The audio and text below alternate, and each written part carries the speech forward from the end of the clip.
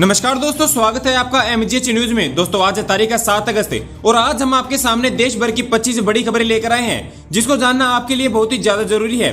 हम आपको एक एक करके हर अपडेट के बारे में बताएंगे, लेकिन उससे पहले अगर आपको हमारी 25 बड़ी खबरों में से एक भी खबर अच्छी लगे तो वीडियो को लाइक करके चैनल को सब्सक्राइब कर लीजिएगा और कमेंट में जरूर बताइएगा कि आपको कौन सी खबर सबसे महत्वपूर्ण और अच्छी लगी। अब बढ़ते हैं खबरों की तरफ।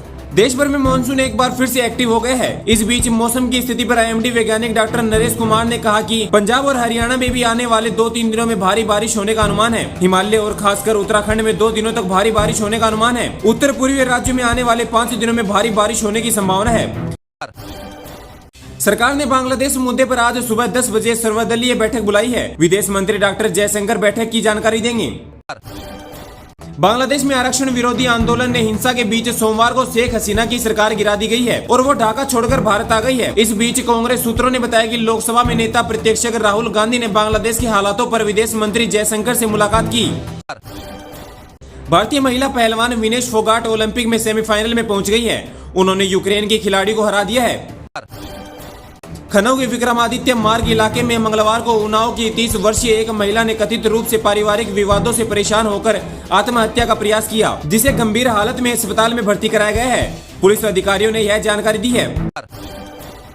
भारतीय एथलेटिक्स के लिए कई कीर्तिमान रच चुके नीरज चोपड़ा ने अपने दूसरे ओलंपिक में एक बार फिर से अपने भाले से इतिहास रचने जा रहे हैं। हरियाणा के रहने वाले 26 वर्षीय खिलाड़ी ने ओलंपिक 2024 के क्वालिफाई राउंड में शानदार भाला फेंक कर सेमीफाइनल में जगह बना ली है।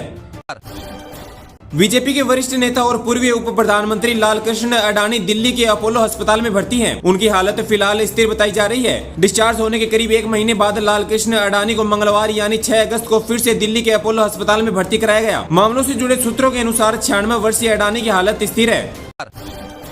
अमेरिका के न्यूयॉर्क से सामने आई तस्वीरों में प्रदर्शनकारियों को इमारत के अंदर घुसते ही बांग्लादेश के संस्थापकों की तस्वीर उतारते हुए दिखाया गया। बांग्लादेश में पिछले हफ्ते से नौकरी कोटा के विरोध को लेकर अशांति है, जो हाल के हफ्तों में और बढ़ा दी गई है।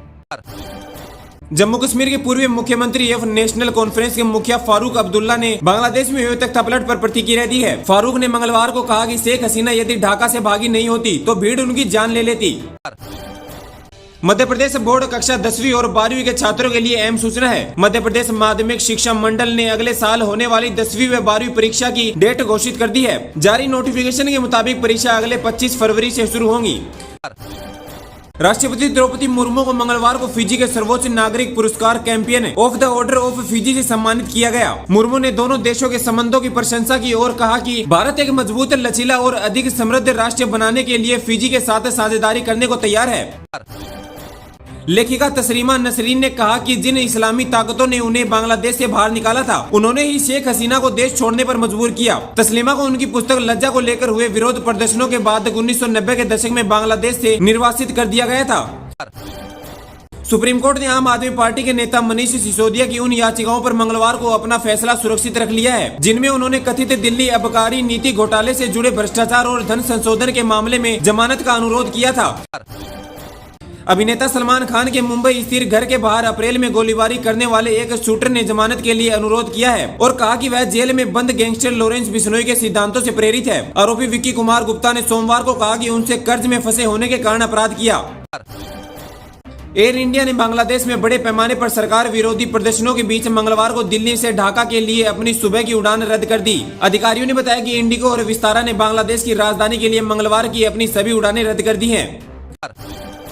प्रवर्तन निदेशालय ने नौकरी के बदले जमीन घोटाला मामले में पूर्व रेल मंत्री लालू प्रसाद, उनके बेटे तेजस्वी यादव और 8 अन्य आरोपियों के खिलाफ मंगलवार को एक या पूरक आरोप पत्र दाखिल किया। पूरक आरोप पत्र विशेष न्यायाधीश विशाल गोगने के समक्ष दाखिल किया गया। मुस्लिम पर्सनल लॉ के मुताबिक 15 साल की मुस्लिम लड़की को भी शादी की इजाजत दी जा सकती है। सुप्रीम कोर्ट इस पर विचार करेगा। सॉलिसिटर जनरल तुषार मेहता ने कहा कि इस मामले में विभिन्न हाई कोर्ट के अलग अलग फैसले आ रहे हैं। विधायक मुकेश भास्कर को निलंबित किए जाने और उन्हें संसद से बाहर ले जाने के लिए मार्शल द्वारा की गई कार्रवाई के विरोध में कांग्रेस के लगभग 50 विधायकों ने सोमवार को पूरी रात विधानसभा में आसन के सामने धरना दिया। कमला हैरिस ने अमेरिका में राष्ट्रपति पद के चुनाव के लिए डेमोक्रेटिक पार्टी की उम्मीदवारी हासिल की है। पार्टी की ओर से राष्ट्रपति चुनाव का टिकट पाने वाली पहली भारतीय अफ्रीकी महिला बनी। महाराष्ट्र नवनिर्माण सेना के प्रमुख राज ठाकरे ने राष्ट्रवादी कांग्रेस पार्टी के सुप्रीमो शरद पवार के उस बयान की सोमवार को आलोचना की जिसमें उन्होंने राज्य में मणिपुर जैसी अशांति फैलाने की आशंका जताई थी। पवार ने नवी मुंबई में एक कार्यक्रम के दौरान यह बयान दिया था। भारत ने अभी तक बांग्लादेश के घटनाक्रम पर कोई टिप्पणी नहीं की है। उम्मीद है कि विदेश मंत्री जयशंकर मंगलवार को पड़ोसी देशों के हालात पर संसद में बयान देंगे। इसके अलावा जयशंकर ने प्रधानमंत्री नरेंद्र मोदी को बांग्लादेश में तेजी से बदल रहे हालातों के बारे में जानकारी दी है।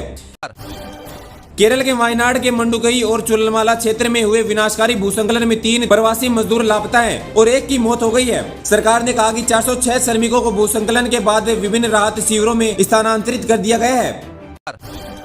उत्तर प्रदेश के मुख्यमंत्री योगी आदित्यनाथ मंगलवार को 2 दिवसीय दौरे पर अयोध्या आएंगे। सोमवार को एक आधिकारिक बयान में बताया गया है कि योगी मंगलवार और बुधवार को अयोध्या में ठहरेंगे।